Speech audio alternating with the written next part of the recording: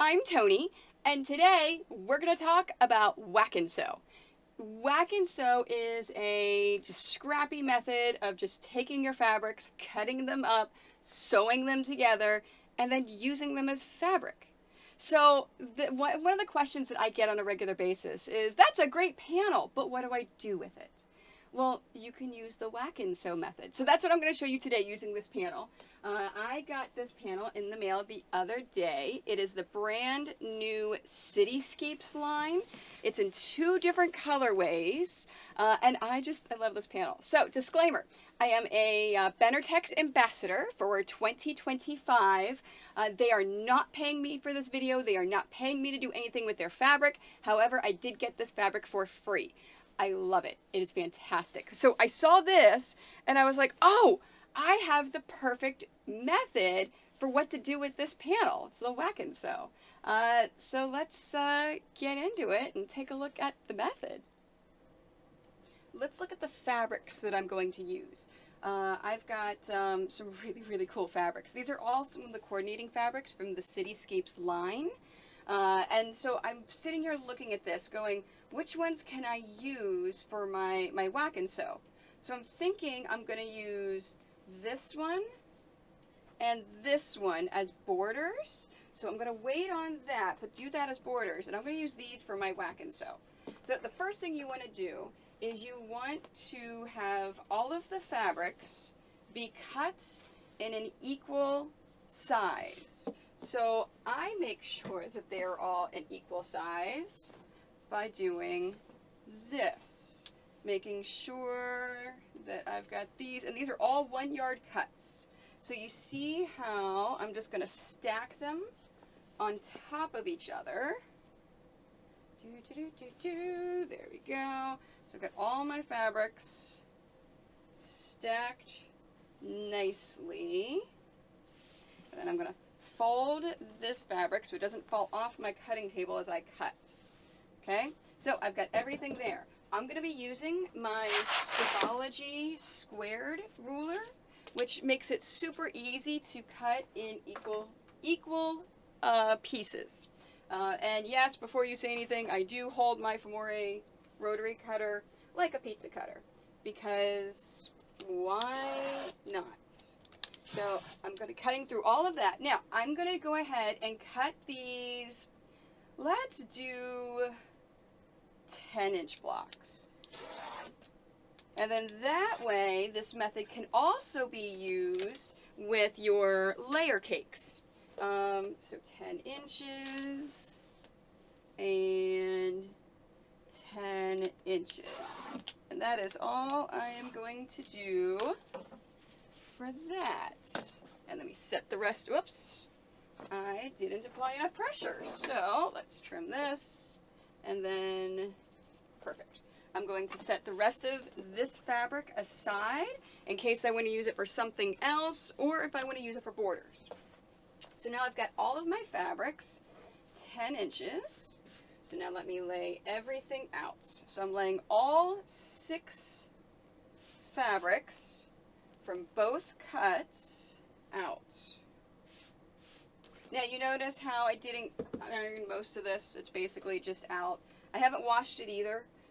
Should you wash your fabrics? It's completely up to you. If you pre-wash your fabrics, make sure every single fabric that you're using is pre-washed. If you don't, make sure every single thing you use is not. So, should I have ironed that? Sure. But it's fine. It's fine. Alright, so let's cut these into 10-inch blocks. 10.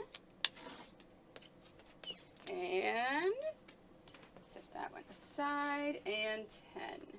Now, here's where the whacking comes in.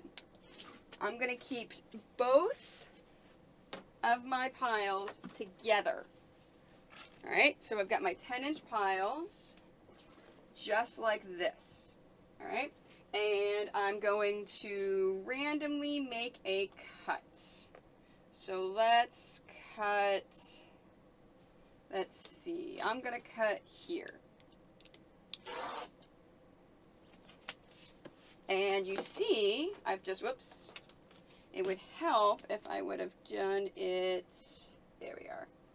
If I would have, there we are, second time, because I'm cutting through so many layers, I have to be a little hard on the rotary cutter or have it go through a few times.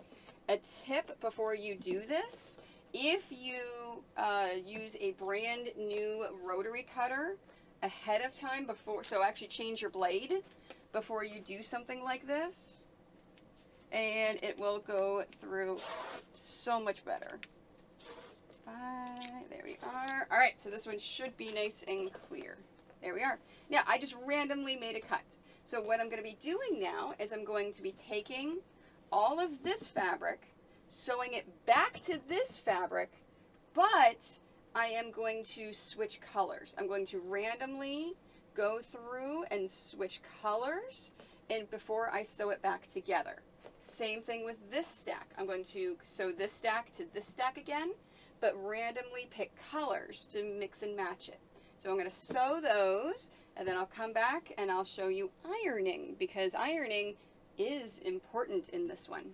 My blocks are sewn together. So you see I just randomly picked a color from one side and another side, sewed it together. It doesn't make a difference if it lines up or not. It's perfectly fine. You can just slap it together. This is a super, super easy thing to just sew things. I am going to put links of all of the products that I use down below. I forgot to mention that before, so make sure you look everything down below for more explanations, links, and all the videos that I reference, everything in this video, just look down below. Alright, so let's go ahead and iron this. Now, if you are a pixel quilter or if you've done any of my patterns or other techniques, I like to sew my seams to the left or the right. We're not doing that for this one, because whenever you whack and sew, you have to make sure that your seams are ironed open. So there's a couple of ways that you can iron your seams open. You can iron it to a side and then bring it. So for example, I can iron this to a single side and then come back here and then open it.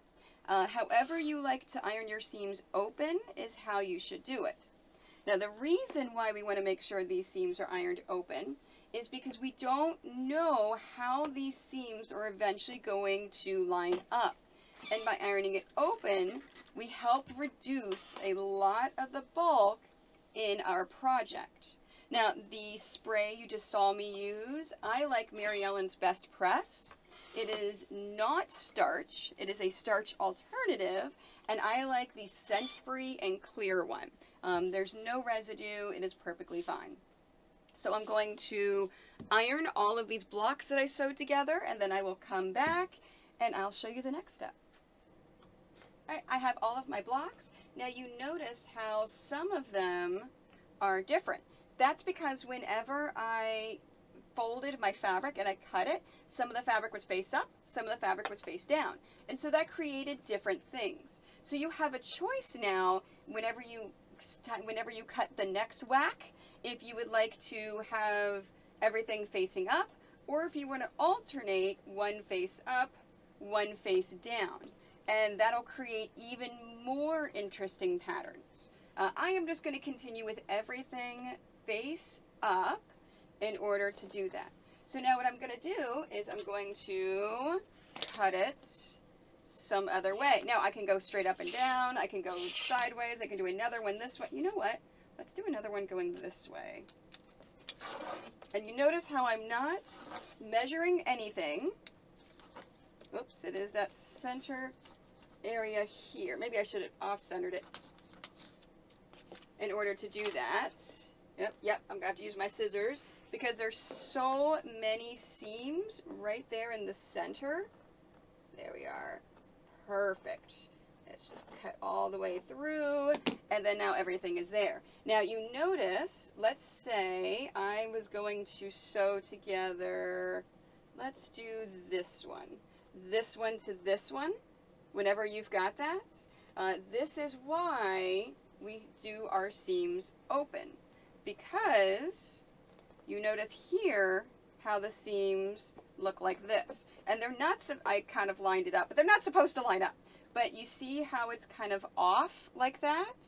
So what I'm going to do now is randomly pick fabrics from the left side, and I'm going to sew them to fabrics from the right side. And yeah, oh wow. Oh yeah, so you can also do stuff like this where it perfectly lines up again, but I don't know why you would want to do that.